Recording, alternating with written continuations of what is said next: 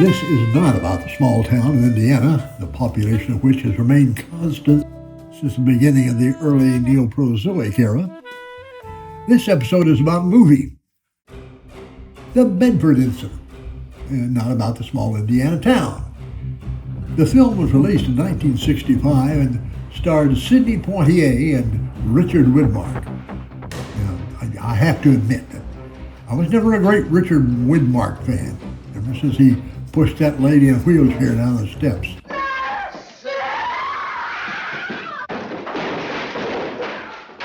He just didn't seem like a nice man. The movie opens on the destroyer USS Bedford, not named for the small Indiana town, I assume. Widmark plays the captain and Poitier plays a journalist on board to cover Cold War events. The vessel is patrolling in the Denmark Strait, when the Bedford detects a Soviet submarine just off the coast of Greenland. Captain Finlander mercilessly stalks his prey into international waters. Officers of the crew and Poitier suggest that the captain should not play such a dangerous game. Captain, you are a fool! But Widmark, acting as the unnice person that we know he is, doesn't listen.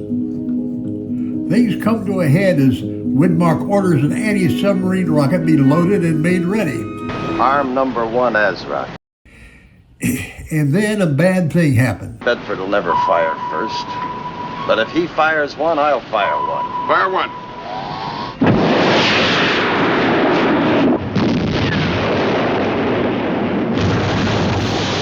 Well, as Widmark finds out, the Soviet sub fired 4 nuclear torpedoes at the Bedford before it was hit.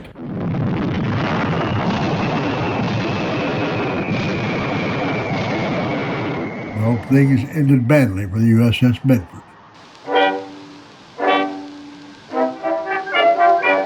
But that small Indiana town of Bedford still exists, and it still has a population of 13,000.